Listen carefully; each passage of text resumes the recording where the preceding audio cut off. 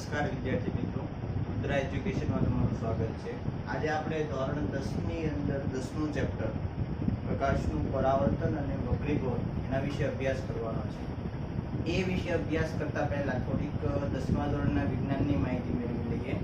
ધોરણ 10નું વિજ્ઞાન, આમ તો વિજ્ઞાન ટેકનોલોજી ધોરણ 10 સુધી 3 ભાગમાં જ આવે છે: જીવ વિજ્ઞાન, રસાયણ વિજ્ઞાન અને ભૌતિક વિજ્ઞાન.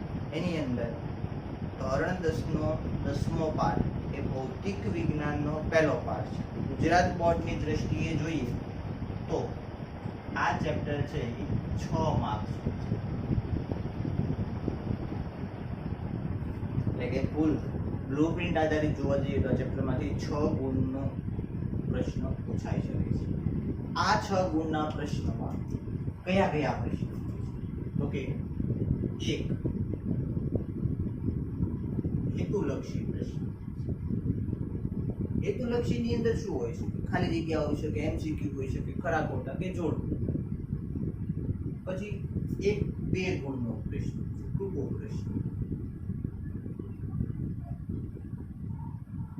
અને 1-3 ગુણનો પ્રશ્ન. આમ આ ચેપ્ટરમાંથી 1, 2 અને 3 ગુણના એક એક પ્રશ્ન પૂછવામાં આવે છે. હવે પાઠની પ્રસ્તાવના તરફ જોઈએ તો પ્રકાશનું પરાવર્તન અને વક્રીભવન, એટલે પહેલી પરાવર્તન અને વક્રીભવનની જે ઘટના છે એ કોના ઉપર આધારિત છે? તો કે એ ઘટના પ્રકાશ ઉપર આધારિત છે. પહેલી જ વસ્તુ શીખવી પડે કે ભાઈ પ્રકાશ એટલે શું. મને આ વસ્તુ પહેલા ખબર હતી, પ્રકાશ એટલે શું. તો ઘણા બધા જવાબ દે, સાહેબ લાઈટ ચાલુ કરો અને જે દેખાય પ્રકાશ, સૂર્યમાંથી જે કિરણો આવે છે પ્રકાશ. વિજ્ઞાનની ભાષામાં એને કેવું હોય તો શું કહી શકાય? તો કે પ્રકાશ એ વિદ્યુત ચુંબકીય તરંગ છે.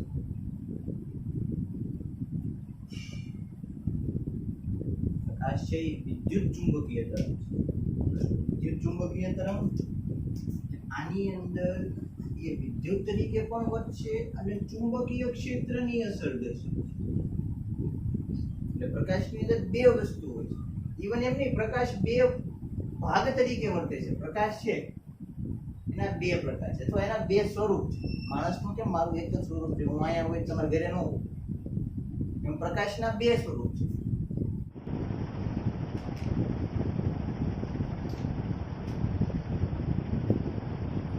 પ્રકાશના બે સ્વરૂપ છે, કણ સ્વરૂપ અને બીજું તરંગ સ્વરૂપ. એટલે પ્રકાશ બે રીતે વર્તે છે, એક કણ તરીકે વર્તે છે અને બીજું તરંગ તરીકે. આ કણ અને તરંગ રીતે શું કામ અલગ અલગ રીતે? તો કે પ્રકાશની અમુક ઘટનાઓ છે, જેમ કે આપણે જોઈએ તો કે પરાવર્તન એ એક પ્રકાશની જ ઘટના છે, વક્રીભવન જે પણ એક પ્રકાશની જ ઘટના છે. પણ આ બંને ઘટનાઓ જે છે એ પ્રકાશના કણ સ્વરૂપને આધારિત છે, જેનો અભ્યાસ આપણે આ ચેપ્ટરમાં કરવાનો રહેશે. જ્યારે પ્રકાશનું તરંગ સ્વરૂપ છે, જેને લગતી ઘટનાને કહેવાય છે વિવર્તન. ધ્રુવીભવન. આવી ઘટનાઓ સમજવા માટે પ્રકાશનું કણ સ્વરૂપ સફળ જતું નથી. ત્યારે ફરજિયાત આપણે પ્રકાશના તરંગ સ્વરૂપને ધ્યાનમાં લેવું પડે છે. ચિંતા નહીં કરતા, આ તમારે 10મા ધોરણમાં ફક્ત જાણ માટે બતાવું છું, તમારા સિલેબસનો ભાગ નથી, પણ આગળનું ચેપ્ટર સમજવામાં સરળતા રહે એટલા માટે. હવે આપણે વિધિગત રીતે જોઈએ તો કે પ્રકાશ આ ચેપ્ટરમાં આપણે શું શીખવાનું છે? તો કે આ ચેપ્ટરની અંદર આપણે પરાવર્તન અને વક્રીભવન આધારિત અમુક ઘટનાઓનો અભ્યાસ કરવામાં છે. પાઠ 2 ભાગમાં વહેંચાયેલો છે.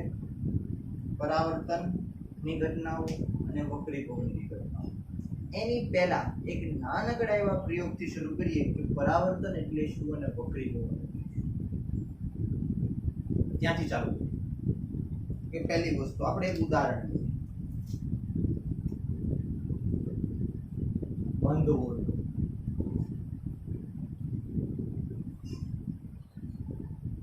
એકદમ રાત્રિનો સમય હોય, લાઈટ બાઈટ બધી વહી ગઈ હોય અને અંધારું એકદમ થઈ જાય ત્યારે આપણી સામેવાળો વ્યક્તિ પણ આપણને દેખાય નહીં.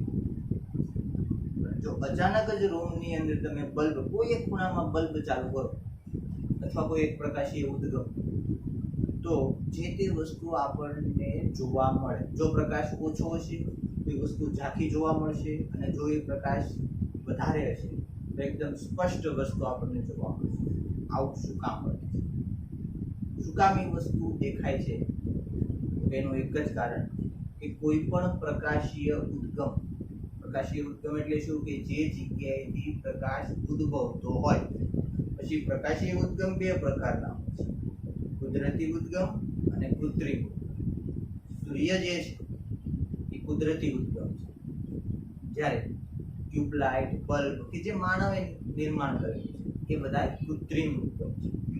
ધારો કે આપણે રૂમમાં કોઈ એક જગ્યાએ બલ્બ પ્રકાશિત કરીએ છીએ તો એ બલ્બમાંથી આવતા પ્રકાશિત કિરણો જે તે વસ્તુ પર અથડાય છે, એની સપાટી પર પડે છે અને ત્યાંથી અથડાય અને જો મારી આંખમાં આવે તો એ વસ્તુ મને દેખાશે, નહીંતર દેખાશે નહીં. આનું એક ઉદાહરણ કે જ્યારે કોઈ પણ વસ્તુ પર પ્રકાશના કિરણો અથડાય અને જો આપણી આંખમાં પડે તો જ એ વસ્તુ આપણને દેખાશે, નહીંતર દેખાશે નહીં. તમે મને જોઈ શકો છો એનું એક જ ઉદાહરણ કે તમારે કોઈ પણ પ્રકાશિત ઉદ્ગમમાંથી પ્રકાશના કિરણો છે એ મારા પર અથડાય છે અને તમારી સુધી પહોંચે છે, તો કેમેરા સુધી પહોંચે છે. એટલે મારો આગળનો ભાગ, મારો પાછળનો ભાગ તમને નહીં દેખાય, પીઠ નહીં દેખાય. શું કામ? કારણ કે કિરણો અથડાઈને કેમેરા સુધી નથી પહોંચતા. બરોબર? એના વિશે વાત કે જ્યારે કોઈ પણ સપાટી પર આપણે પરાવર્તન એટલે લઈએ, જ્યારે કોઈ પણ સપાટી પર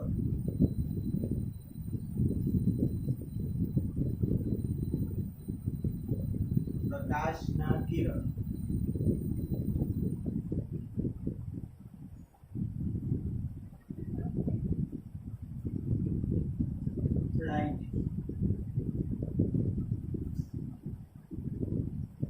પાછા ફરે, આ પાછા વળવાની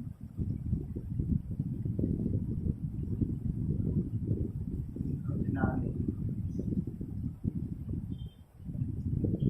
પરાવર્તન સિમ્પલ. ધારો કે કોઈ સપાટી પર છે, ધારો કે કોઈ બલ્બને પાછો ચાલુ કર્યો, ત્યાંથી બોર્ડ ઉપર પ્રકાશના કિરણ આવ્યા, એ વસ્તુ અથડાય અને કેમેરા ઉપર પડે છે એટલે આ બોર્ડ છે એકદમ સ્પષ્ટ તમને જોવા મળે છે, નહીંતર જોવા મળે નહીં. એવું નથી કે પ્રકાશની સપાટી પર કોઈ કિરણ પડે તો એક જ ઘટના બને, એકી સાથે ઘણી બધી ઘટના બને. તો આપણે એવું જે ઉદાહરણ લઈએ, ઉદાહરણ તરીકે આપણે સામાન્ય પ્રયોગની વાત કરીએ તો ધારો કે જો તો એક લાઈન છે પણ અહીંયા હું લખી નાખું કે ભાઈ ઉપરનું માધ્યમ હવા અને નીચેનું માધ્યમ પાણી. એટલે એક વિચારવા જેવી વસ્તુ એ છે કે આપણે એક સરોવર અથવા તળાવનું ઉદાહરણ લઈએ કે તળાવની સપાટી ઉપર એક પાણી રહે છે, ઉપરના ભાગમાં હવાનું માધ્યમ, નીચે પાણી, આ બંને માધ્યમને અલગ પાડતી સપાટી. ઉદાહરણ તરીકે આપણે લઈએ સૂર્ય, કારણ કે આથી મોટો સ્ત્રોત તો પ્રકાશ હોય કે નથી. અને ગુજરાતીમાં ને આપણી ભાષામાં સરસ મજા છે, આપણા ગ્રાન્ડ ફાધર છે સૂર્ય દાદા કહીએ ને, એટલા માટે સૂર્યમાંથી, આમ તો સૂર્યમાંથી ઘણા બધા પ્રકાશના કિરણો આવતા હોય છે, પણ ગણતરીની સરળતા ખાતર હું એક ઉદાહરણ લઉં છું કે કે પ્રકાશનું કિરણ સપાટી પર આવે છે. તો જે પ્રકાશીય ઉદ્ગમમાંથી પ્રકાશનું કિરણ આવતું હોય તો ઉદ્ભવીને કોઈ સપાટી પર પડે એવા કિરણને આપણે કહીશું આપાત કિરણ. ઇંગ્લિશમાં ઇન્સિડન્ટ રે. આ કિરણ એટલે અહીંયા પ્રકાશ એટલે પાણીની સપાટી છે, એટલે પાણીની સપાટી છે એટલે પ્રકાશનું કિરણ છે અહીંયા અથડાશે અને એનામાંથી અમુક કિરણ અથડાઈને પાછું ફરશે. આ પાછા ફરવાની ઘટના છે. એ પાછા ફરવાની ઘટનાને તો અહીંયા આપણે લખ્યું કે પાછા વળવાની ઘટનાને એટલે આ કિરણને આપણે કહીશું પરાવર્તિત કિરણ. હવે એક વસ્તુ યાદ રાખજો, અહીંયા જેટલા કિરણ આવ્યા છે બધે બધા અહીંયા નહીં. અમુક કિરણ જે છે એ આ માધ્યમની સપાટીમાં અંદરની બાજુ આગળ વધશે. હવે ધારો કે જે બિંદુ પાસે કિરણ આપાત થાય છે ત્યાં એક કાલ્પનિક લંબ દોરીએ. કાલ્પનિક છો, યાદ રાખજો, વાસ્તવિક નથી. કાલ્પનિક એટલે શું એ વાત કરું.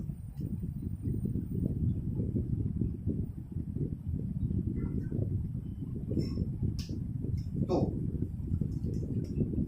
પ્રકાશનું જે કિરણ આપાત થયું એ કાલ્પનિક લંબ સાથે જે ખૂણો બનાવે એને આપાત કોણ કહેવાય. કે આપાત કિરણે કાલ્પનિક લંબ સાથે બનાવેલા ખૂણાને આપાત કોણ કહે છે, ઇન્સિડન્ટ એંગલ થીટા આઈ.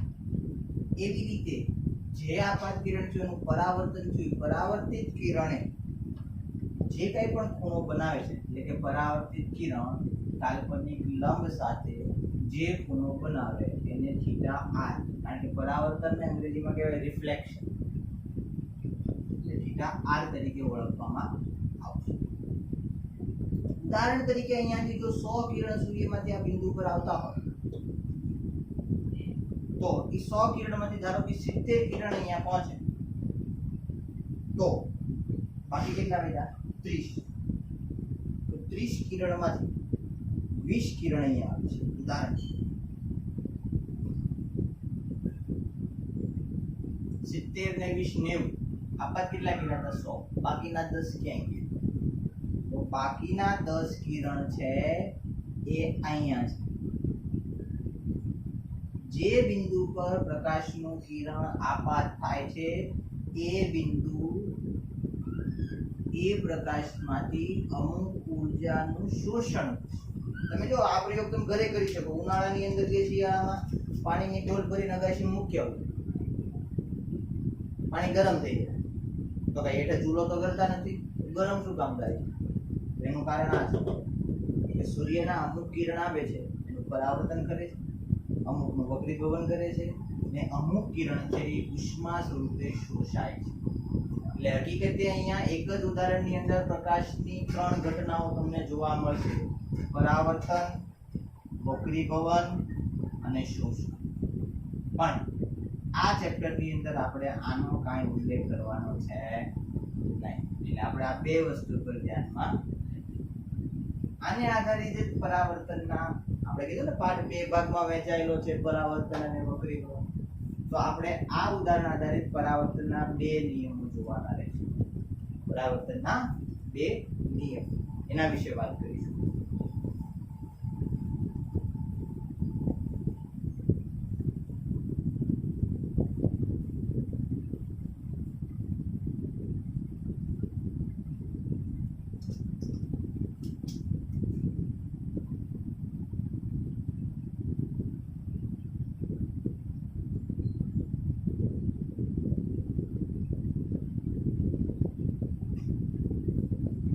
બે ગુણની અંદર પરાવર્તનના 2 નિયમો પૂછાય. એકદમ સહેલામાં સહેલા. પહેલી વસ્તુ આકૃતિને આધારિત જ લેશું એટલે તમને ખબર પડે. પહેલો નિયમ કે આપાત કોણ અને પરાવર્તન. આપાત કોણ એટલે થીટા આઈ, પરાવર્તન કોણ એટલે થીટા આર. આ બંનેના મૂલ્યો હંમેશા સમાન હોય છે. એટલે કે ધારો કે તમે આ ખૂણો 30 નો રાખો તો આ ખૂણો પણ કેટલો મળે? ઓટોમેટિક 30 નો જ મળે. આ 45 નો, આ 45 નો. પછી એક વસ્તુ યાદ રાખજો, આ 90 નો નહીં કરવા જતા, નહીં તો 90 નહીં મળે. વિપ્રકાશીય ઘટના બદલાય એટલે 90 કરતા કેવો રાખવાનો? ઓછો. એટલે આપણે એવું કહી શકીએ કે થીટા greater than 90. પહેલો નિયમ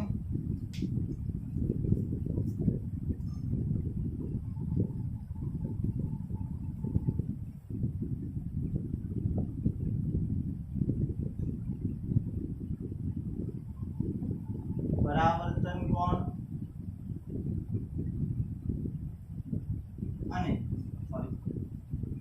લખીએ પહેલું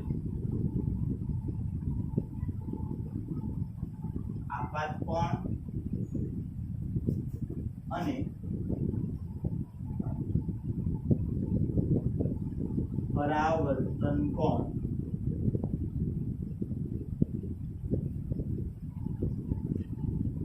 હંમેશા સમાન હોય છે. આપાત કોણ અને પરાવર્તન કોણ હંમેશા કેવા હોય છે? સમાન. Theta I is equal to theta R. આ પહેલો નિયમ. ત્યાર પછી બીજો નિયમ લઈએ. બીજો નિયમ થોડો અટપટો છે પણ આમ સહેલો છે. નંબર આપી દેવાનો. એકડા તો આપણને આવડતા 10 ધોરણ ભણ્યા 10 માં આવડવા જોઈએ. 1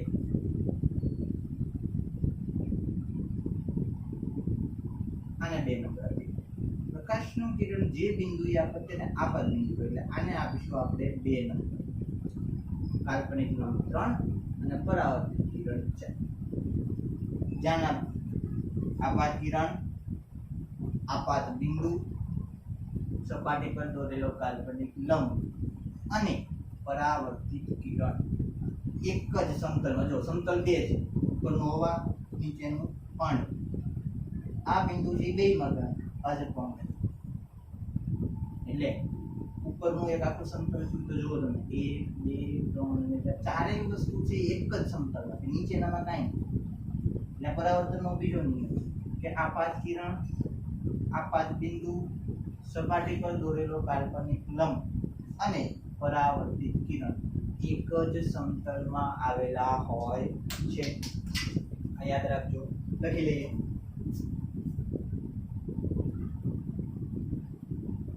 આપાત કિરણ, આપાત બિંદુ,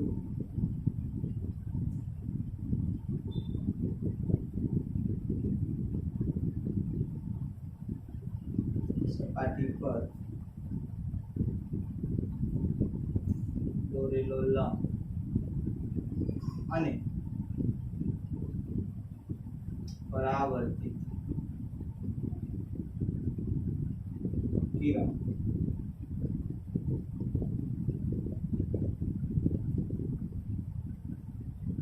એક જ સમતલમાં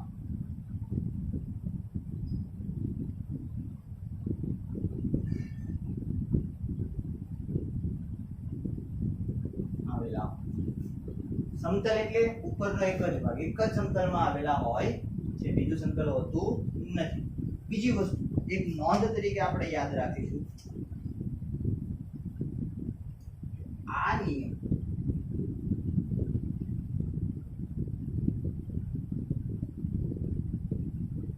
દરેક અરીસાને લાગુ પડે છે. એટલે એવું જરૂરી નથી કે દર વખતે સમતલ સપાટી છે. ગોલીય અરીસો હોય, વક્ર અરીસો હોય, કોઈ પણ અરીસાને આ નિયમ લાગુ પડશે. આજનો લેક્ચર અહીંયા સુધી રાખીએ છીએ. જો તમને વિડીયો પસંદ આવ્યો હોય તો લાઈક અને સબસ્ક્રાઇબ કરવાનું